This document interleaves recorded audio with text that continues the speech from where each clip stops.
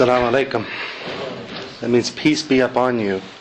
My name's Khalil Meek, and I thank you all for coming today. I hope that what you've gathered over the last 5 weeks has been a benefit.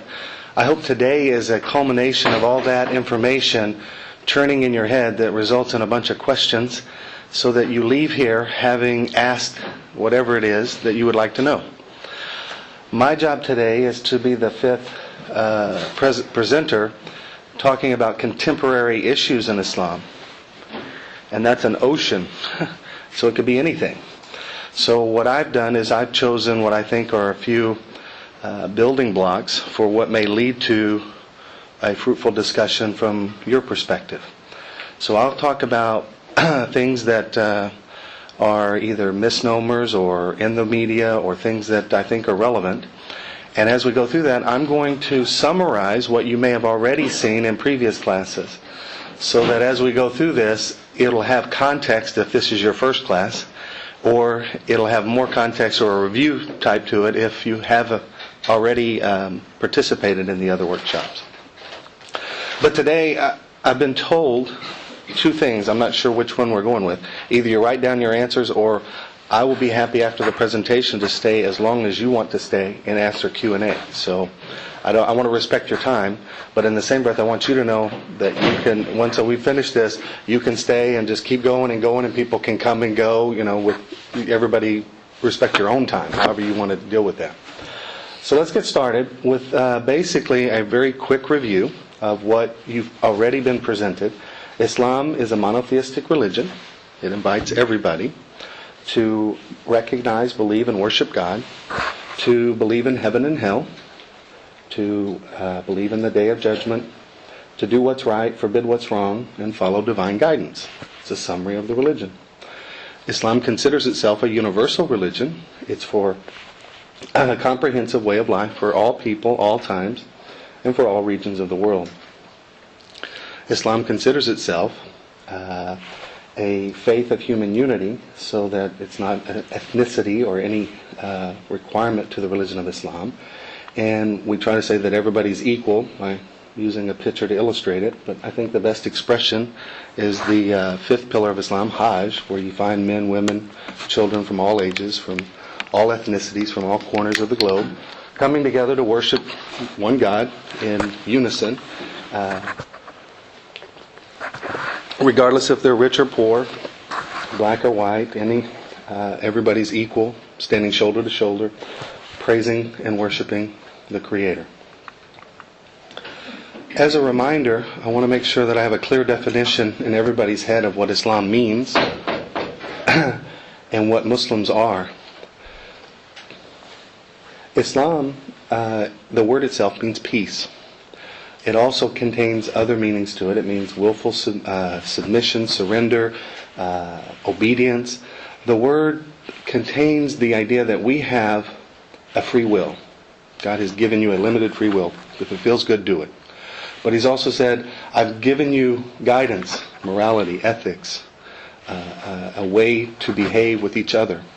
If we suppress our free will, and we follow the guidance given to us by God, then this action is what the word Islam means. To surrender your own opinion, your own free will, your own desire to do what's right according to divine guidance. And this has to be done peacefully, willfully, knowingly, and it has to be by your choice. Once you do that, the word also contains the understanding, the meaning, that you will attain peace through the submission. So once you surrender to God, once you say, yes, I want to follow this, yes, I want to act upon this guidance, then you will attain peace through the submission, mentally, spiritually, physically, with yourself, with others. Islam is a verb, and that's what it means, to act. People who practice the act of Islam in Arabic are called Muslims. The prefix mu is added before a verb to show the one doing it. Like in English, if you run, you're the runner. Swim, swimmer. Jog, jog. We add er in English to show the one doing the verb. In Arabic, they add the prefix mu before a verb to show the one acting upon the verb. So mu Islam is a Muslim, someone practicing the act of Islam. we talk about peace, we talk about all of this willful surrender and how beautiful this religion is in our opinion. Yet, when we get to our first contemporary issues, which I'm pretty sure that everybody would like to know, what we hear and what we see and what we may understand looks to be a contradiction. If I've judged Islam by the media, this is what I'd be thinking. You come to a class and you hear 5 weeks, I bet you haven't heard any of this. Right? What's going on here? So I want to talk a minute about some of the contemporary issues or terms or things that are happening in the context of what a Muslim believes, so that we're clear on what the religion teaches us and not confused with what may take place by a Muslim or others in the name of the religion. How many of you think that the word jihad means holy war? Just show your hand real quick. The word jihad is an Arabic word that means to struggle, to apply effort, to try to improve. You coming today just to get information, to leave your home on a Saturday, give up your free time, would be considered jihad in Arabic. This here is a jihad. You're acting for self-improvement. You're trying to educate yourself. You're applying effort to get better. That's what the word means. There are all kinds of jihad. Right? When we look at the term that we hear in the media, this jihad, they're always trying to refer it to war, some type of aggressive state of events. There's no such thing as holy war in Islam. Fighting is permissible, but war and holy are two separate words, and they're never combined in Arabic. You don't have a holy war. You have the right to fight, defend, to protect, to free yourself from oppression. There's all kinds of permissions to fight. But you would never hear the Muslim talk about holy war. This comes from the era of the Crusades, where it was actually applied to the Christians' concept of freeing Jerusalem. That's what they considered was a holy war. Now it's transferred to the Muslims by just coincidence, I'm not sure. The word terrorism, I think we're all familiar with what's going on in the world today. That doesn't need any definition.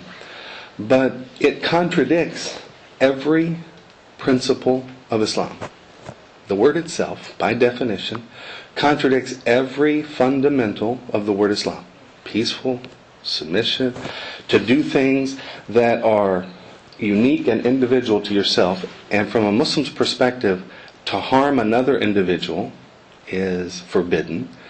To kill another person for unjust reason is, other than self-defense or something, then it would be considered as if you had killed all of mankind.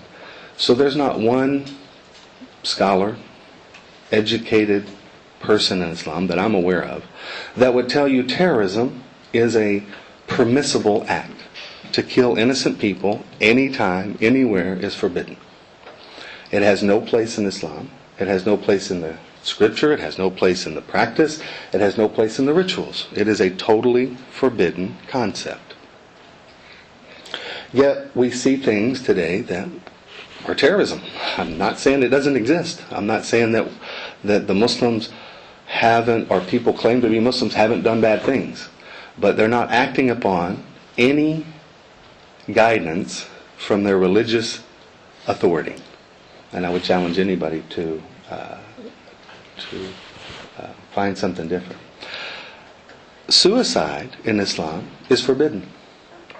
It is an act that is so forbidden, you don't have the right to take your own life at any point. You don't have the right to even have what they call mercy killing. Like if you're in terminal illness and I want to die, you don't have the right to take your life. And you definitely don't have the right to take your life and kill somebody else in the process. Right?